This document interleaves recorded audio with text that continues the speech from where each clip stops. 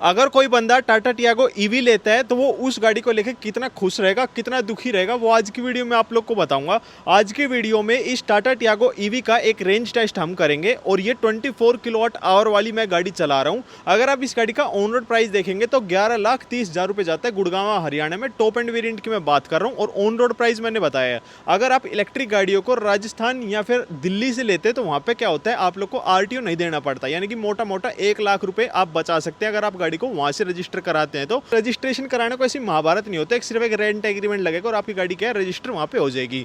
अगर हम 19.2 किलोवाट से 24 किलोवाट बैटरी की तरफ में जाते हैं तो 1,10,000 रुपए का प्राइस डिफरेंस आप लोगों को देखने के लिए मिल जाता है। फिलहाल में हम 2 लोग गाड़ी के अंदर में ड्राइव करेंगे। बेंगलोर के अंदर मैं इस गाड़ी को चला रहा हूँ, 35 डिग्री सेल्सियस टेम्परेचर यहाँ पे है। अब इन सब का मतलब ये है कि गाड़ी के अंदर में मैं AC भी चलाऊंगा। 10 मिनट से मैंने करीबन इस गाड़ी का AC ऑन छोड़ रखा था। इस वजह से हुआ क्या, जो गाड़ी की बैटरी परसेंटेज है वो 100% से अब 98% हो गई। वैसे किसी भी गाड़ी के अंदर में देखोगे ना तो 100 से 99 तो वो तभी की तभी हो जाता है। 100% तो खैर कुछ चीज़ होती है ही नहीं, सभी के अंदर में कुछ प्लस माइनस होता है। ट्रिप A को मैंने यहाँ पे 0 कर लिया है और बिल्कुल ब्रांड न्यू गाड़ी है। अगर मुझे इस गाड़ी से रेंज निकालनी होती तो मैं इस गाड़ी को लेके सिटी या ट्रैफिक के अंदर में जाता। अब मैं इस गाड़ी को लेके हाईवे के ऊपर में जा रहा हूँ, क्योंकि इलेक्ट्रिक गाड़ियों के अंदर में अगर आप उनको सिटी या ट्रैफिक के अंदर में चलाते तो रीजनरेशन होने की वजह से कहीं ना कहीं वो गाड़ियाँ ज़्यादा रेंज निकाल के देती है। उनको आप हाईवे पर चलाते तो वो गाड़ियाँ रेंज कम निकाल के देती है। इस वजह से मैं इस गाड़ी को हाईवे के ऊपर में लेके जा रहा हूँ ताकि आपको रेंज जो मैं दिखाऊं वो एग्जैक्ट बिल्कुल सेम आए। कल को अगर आप गाड़ी लो तो मुझे 4 गाड़ी ना बको कि भाई इसने इतनी रेंज निकाल के दी थी पर अब ये गाड़ी इतनी रेंज निकाल के दे रही है। मतलब दुआ में याद रखो, ऐसे बद्दुआ में याद नहीं। अभी तो खैर मेरी गाड़ी कुछ नहीं चली है, 3.4 किलोमीटर चली है, 157 की यहाँ पे रेंज दिखा रही है और 96% जो है गाड़ी की बैटरी चार्ज और टोटली हाईवे के ऊपर में गाड़ी को चला रहे हैं। सिटी मोड के अंदर मैं इस गाड़ी को चलाऊंगा, स्पोर्ट्स मोड या फिर इको मोड गाड़ी के अंदर में नहीं डालूंगा और रीजनरेशन भी बिल्कुल 0 रखूंगा। मतलब जो मिनिमम है ना वो वाली चीज करेंगे गाड़ी के अंदर में। जब से मैंने गाड़ी को स्टार्ट किया ना 15.2 किलोमीटर चला दिया है और सिर्फ एक यही रेड लाइट आई है और ये first and the last red light है।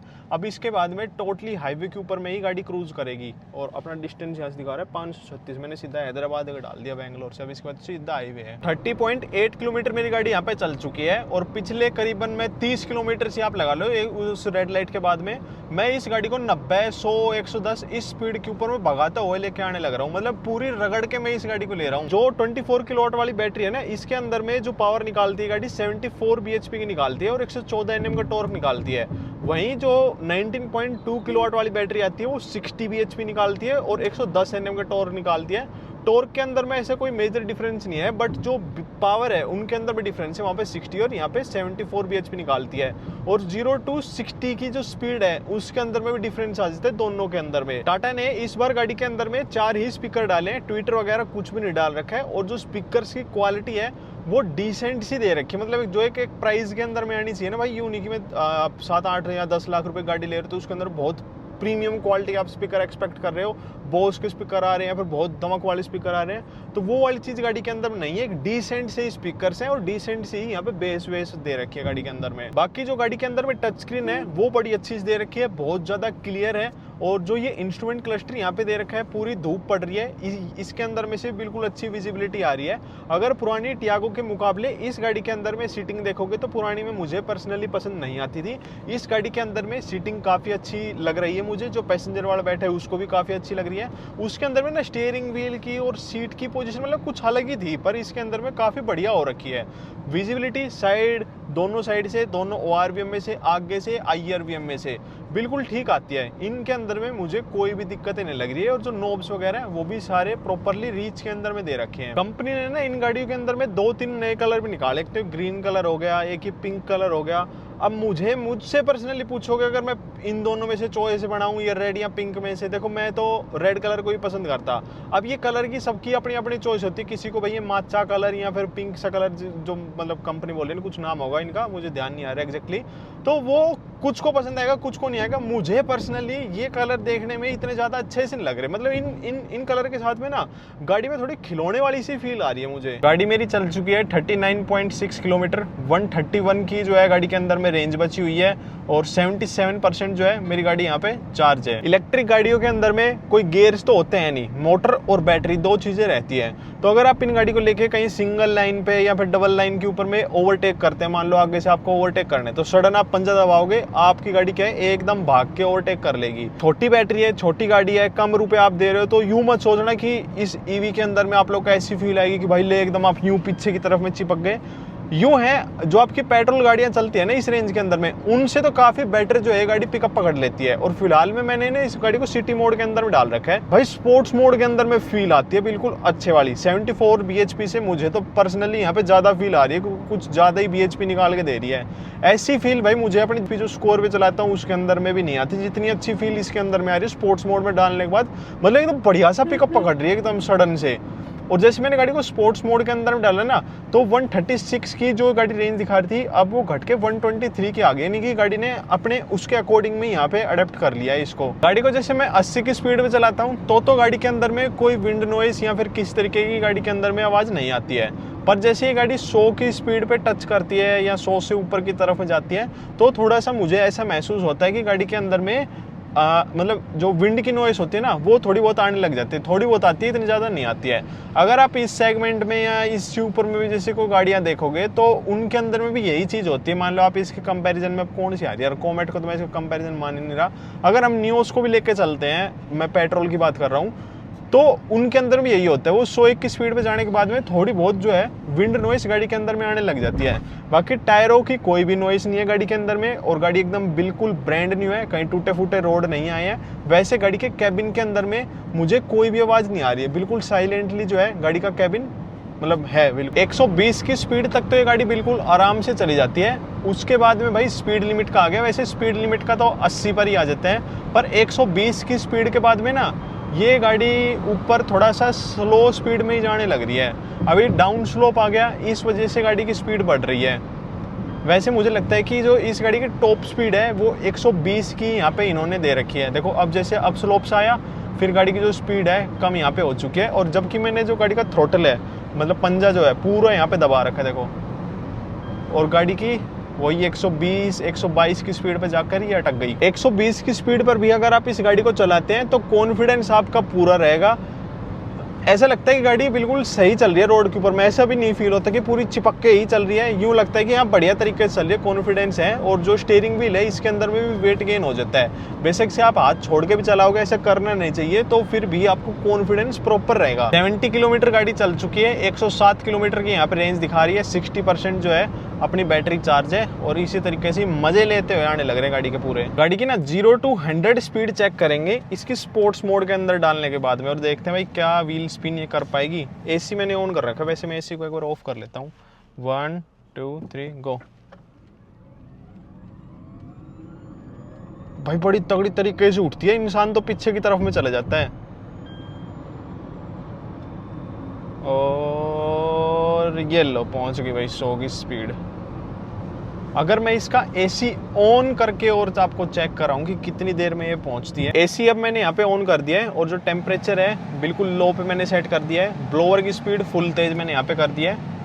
1 2 3 गो। ऐसा फर्क सा तो लग नहीं रहा जब ये पिकअप में उठा रही है, अच्छी तगड़ी तरीके से उठती है भाई। ईवी गाड़ियाँ ना भाई उठती बहुत तगड़ी तरीके से हैं। और ये 100, मुझे नहीं लगता कि ऐसा कोई डिफरेंस आया है इन दोनों के अंदर में, एसी ऑन करने से या फिर एसी ऑफ करने से। ये गाड़ी ना बिल्कुल फन टू ड्राइव है। अगर आप इसको सिटी ट्रैफिक या कभी कभी हाईवे पे लेके जाते हैं तो गाड़ी को चलाने में बिल्कुल मजा आएगा। एक तो जो गाड़ी का साइज है बिल्कुल कॉम्पैक्ट है, तो इसको कहीं सदर बाजार भीड़ भाड़ में भी घुसाते हैं तो आराम से गाड़ी को चला लेंगे। और कोई लेडी ड्राइवर भी गाड़ी को चलाते हैं तो वो भी बिल्कुल आराम से इस गाड़ी को चला सकती है। ऊपर से गाड़ी के अंदर में जो स्टीयरिंग व्हील का रिस्पॉन्स है वो भी भाई बिल्कुल अच्छा से, जैसे मैंने बताया कि वेट भी वो गेन कर लेते हैं। ब्रेकिंग भी गाड़ी की अच्छी है। अगर आप गाड़ी को लेकर कभी टाइल वाले रोड पे लेके जाओगे ना तो बिल्कुल आराम से गाड़ी निकल जाएगी। सस्पेंशन क्या है, थोड़े सॉफ्टर साइड ही रखे गए हैं, और छोटे मोटे गड्ढे में भी गाड़ी के अंदर में कुछ भी नहीं पता चलता है। सिर्फ जो डैशबोर्ड वाले एरिया ना वो थोड़ा सा घर्र इस तरीके से करके हिलता है बस। 79.4 किलोमीटर गाड़ी चल चुकी है। 98 की जो है यहाँ पे रेंज बची हुई है। अगर आप घर में गाड़ी लेते हैं ना तो यूं नहीं है कि सिर्फ आप चलाते हैं, आपके यार दोस्त भी चलाएंगे, घर परिवार में सब चलाते हैं। तो मेरा पंजा अलग तरीके से सेट रहता है, मेरे घर वालों का पंजा अलग तरीके से सेट रहेगा। तो मैं क्या कर रहा हूँ, मैं पैसेंजर वाली सीट के ऊपर में आ रहा हूँ। अब जो दूसरा ड्राइवर है वो इसके ऊपर में आएगा, वो अपनी तरीके से इस गाड़ी को चलाएगा। जो इलेक्ट्रिक टियागो आ रही है ना, उनके अंदर में कंपनी वायरलेस चार्जर नहीं दे रही है कोई सी भी पैड के ऊपर में। कई रील आप लोगों ने देखी होगी, सब लोग बोल रहे हैं कि दोनों वायरलेस चार्जर है। नहीं भाई, ये दोनों वायरलेस चार्जर नहीं है। ईवी के अंदर में कोई वायरलेस चार्जर आता ही नहीं है, सिर्फ एक ये चार्जिंग का सॉकेट जरूर आ जाता है। 65 वोट के यहाँ पे दे रखा है और एक नॉर्मल सी टाइप का यहाँ पे दे रखा है, जो कि आपका म्यूजिक सिस्टम से कनेक्ट हो जाएगा। गाड़ी चलने में तो बहुत बढ़िया है, पर जो एक चीज़ जो मुझे महसूस हो रही है वो ये है, जैसे मैं रेस दे रहा हूँ और अभी जैसे मैंने ब्रेक लगाया ना, और ब्रेक को जैसे ही रिलीज करूँगा तो एकदम झटका सा मार रही है, जैसे इसकी रेस ऑटोमेटिक अपने आप ही आगे से सेट हो, जैसे कि अपने आप ही हाई रेव पे सेट की हुई हो। मतलब हम ब्रेक मार रहे हैं और फिर एकदम छोड़ूंगा तो अपने आप ही भागने की कोशिश करेगी, जैसे झटका मारती है थोड़ा सा। पता है ये चीज हो रही है, जैसे रेस दे रखी है मतलब 70-80 की स्पीड पे गाड़ी चलने लग रही है, और जैसे ही ब्रेक लगाया तो ब्रेक में गाड़ी रुकती है, ठीक है। फिर जैसे ब्रेक से पैर हटाते तो उसके बाद में क्या होता है, गाड़ी को डाउन जाना चाहिए स्पीड में, ठीक है। पर ये गाड़ी कर क्या रही है, एकदम झटका मार के एकदम उठ रही है। ये वाली थोड़ा सा ऐसा नहीं कि एकदम स्पीड भाग ले रही है, भाग नहीं रही, हल्का सा झटका ले रही है, झटका मार रही है ये गाड़ी। कुछ अलग लगा तो बता। ये गाड़ी ना करीबन 106 किलोमीटर हमने मतलब नॉर्मल मोड में चला ली। बीच में हमने इस गाड़ी का स्पोर्ट्स मोड डाला था। 72 की जो यहाँ पे रेंज बची हुई है। अब मैं क्या कर रहा हूँ, इस गाड़ी को टोटली स्पोर्ट्स मोड में चलाएंगे भाई, डाल दे। ये देखो, जब चीज हम टेस्ट कर रहे हैं तो एटलीस्ट ऐसे टेस्ट होना चाहिए कि जो हम रेंज आप लोग को निकाल के दें वही रेंज आप लोगों को मिले। 14% गाड़ी की बैटरी बची हुई है और 147 किलोमीटर गाड़ी चल चुकी है। 34 की गाड़ी के अंदर में रेंज बची हुई है। अपनी डेस्टिनेशन यहाँ से 11 किलोमीटर दूर है और तभी से हम देख लो, आप स्पोर्ट्स मोड में ही इस गाड़ी को भगाते हुए लेके आने लग रहे हैं, और ड्राइवर वो का वही है। गाड़ी की बैटरी परसेंटेज जब 10% से नीचे की तरफ में गई है ना, तो एक तो रेंज गायब हो गई है, ऊपर से यहाँ पे रेड से सिंबल आ गया कि गाड़ी को चार्ज करो, और यहाँ पे लिखा हुआ है, आने लग रहा है कि गाड़ी को चार्ज करो। गाड़ी का एसी जो है जितनी एफिशिएंसी से पहले काम कर रहा था, गाड़ी का एसी अब यहाँ पे काम करना बंद हो चुका है। 10% से जैसे नीचे की तरफ में गाड़ी गई है, और करीबन उसके अंदर में रेंज आ रही थी 15 या 20 किलोमीटर की आ रही थी ना, 28 किलोमीटर की आ रही है। 28 किलोमीटर की ये कभी दिखा रहा है और कभी जो है यहाँ से रेंज दिखा रही है। और ये स्पोर्ट्स मोड अब लिखा हुआ आ रहा है, सिर्फ स्पोर्ट्स मोड। वैसे स्पोर्ट्स मोड गाड़ी का नहीं डल रहा है, क्रोल मोड यहाँ पे लग चुका है। गाड़ी की जो टॉप स्पीड अब यहाँ पे जा रही है सिर्फ 50 किलोमीटर पर आवर की जा रही है। अभी तो आगे ट्रैफिक है इस वजह से 20 की चल रही है, बाकी 50 किलोमीटर पर आवर की ही इसकी टॉप स्पीड जा रही है। और देखो, ये पहले तो हम इस गाड़ी को स्पोर्ट्स मोड में लेते हुए आने लग रहे थे ना, इस वजह से गाड़ी का यहाँ पे स्पोर्ट्स मोड दिखा रहा था। बाकी अगर हम अब इसका स्पोर्ट्स मोड डालते हैं तो इसमें दिखा रहा है लो SOC, मतलब बैटरी की परसेंटेज जो कम है, इस वजह से आपका स्पोर्ट्स मोड यहाँ पे नहीं डाल सकता। एसी का सीन ऐसा हो चुका है, जैसे एसी ऑन रहता है, फिर आप ब्लोअर को ऑन कर देते हो और एसी को ऑफ कर देते हो, तो वो बस वो बची हुई ठंडी ठंडी हवा आती है ना, और जो स्मेल सी आने लग जाती है, वो वाली चीज़ अब इसके अंदर में हो रही है। ठंडी ठंडी हवा जो बची हुई है बस वो आ रही है, और थोड़ी सी स्मेल सी आने लग गई कि गाड़ी का एसी यहाँ पे ऑफ हो चुका है। तो आगे की तरफ में स्लोप सा आ चुका है, जैसे मान लो आप कोई पुल पे चढ़ रहे हो, तो अब स्पीड क्या है, ऑटोमेटिकली कम होने लग रही है। जबकि पंजा क्या है, यहाँ पे पूरा दबा रखा है, दबाया ना पंजा, दबाई रखा है, पंजा पूरा दबा रखा है, स्पीड ऑटोमेटिकली यहाँ पे कम हो रही थी। पर ऐसा भी नहीं है कि गाड़ी रुक जाएगी, चढ़ जाएगी पुल पे, ऐसे कोई दिक्कत नहीं आएगी। 158 किलोमीटर मैंने यहाँ पे गाड़ी चलाई है। 9% गाड़ी के अंदर में बैटरी बची हुई है, और गाड़ी के अंदर में ना क्रोल मोड लग चुका है, यानी कि अब इस 9% के अंदर में ये गाड़ी आराम से 15 किलोमीटर तक चल जाएगी। 158 प्लस 15 अगर हम करते हैं तो लगभग आपका वो 180 के करीब में चले जाता है। 175 होता है, पर मैं बोलता हूँ कि 180 के करीब में ये गाड़ी चल जाएगी अगर आप इस गाड़ी को हाईवे के ऊपर में 90 से लेके 110 या 120 की स्पीड पे चलाते हैं। तो अगर आप इस गाड़ी को थोड़ा और प्यार से चलाते हैं, आप सिटी के अंदर में चला रहे हैं, फिर ट्रैफिक के अंदर में चला रहे हैं, तो ये गाड़ी आप लोग को आराम से 220 या 230 किलोमीटर की रेंज निकाल के दे देगी। अगर आप इस गाड़ी को हाईवे पर लेके निकलते हैं और वो 70-80 की स्पीड पे चलाते हैं, तो ये तब भी आपको गाड़ी 190 या 200 के करीब में रेंज निकाल के दे देगी। मोटा मोटा अगर हम मान के चलें तो इस गाड़ी की जो रेंज मुझे निकाल के दी है वो 180 किलोमीटर की निकाली है, जब मैंने इसको 110 की स्पीड पर चलाया है। और भाई आप बोलोगे कि यार इतनी कम रेंज गाड़ी निकाल रही है, भाई देखो, अगर आप इस प्राइस पॉइंट के अंदर में देखोगे तो 7 से 8 लाख रुपए के अंदर में अगर जाते हैं तो इसके अलावा एक कोमेट गाड़ी आ जाती है। अब कोमेट गाड़ी में कुछ एक डिसएडवांटेज भी आप लोग को मिल जाते हैं, जैसे इसके अंदर 4 दरवाजे मिल गए, उसके अंदर भी सिर्फ आगे वाले दरवाजे मिलते हैं, उसके अंदर में स्पेस कम मिलता है, यहाँ पे स्पेस ज़्यादा मिल जाता है। तो ये वाली चीज़ें सब देखते हुए, और ऊपर से यार बैटरी का आप लोग को पता है, लिथियम जो बैटरी आती है वो महंगी आती है, इस वजह से इनकी कॉस्टिंग गाड़ियों की ज़्यादा पड़ जाती है। अब 10 लाख रुपये में इतनी रेंज मेरे हिसाब में तो ठीक है, अगर थोड़ा बहुत और रुपये कम कर सकती, कम कंपनी तो और ज़्यादा अच्छा हो सकता था। अभी देखो कंपनी ने इस गाड़ी के ऊपर में 1 लाख रुपए कम किए हैं, तो हाँ भाई बहुत अच्छा सा अब आप लोग के लिए ऑफर बन चुका है। बाकी इस टियागो ईवी के ऊपर में अब आप लोग को लाइफ टाइम की वारंटी मिल जाएगी। पहले 10 साल की वारंटी आती थी, अब लाइफ टाइम की आ रही है। और लाइफ टाइम की वारंटी सिर्फ 24 किलोवाट का जो बैटरी पैक है उसी के ऊपर मिलेगी। 19.2 पर अभी भी आप लोग को 10 साल की ही वारंटी मिलेगी। टाटा को अपनी चीज़ पर विश्वास है कि हाँ भाई इनकी बैटरी अच्छी है, तो इसी वजह से आप लोग को लाइफ टाइम की वारंटी दे रही है। बाकी कैसी लगी वीडियो नीचे कमेंट करके जरूर बताना। जय श्री राम, जय बजरंगबली।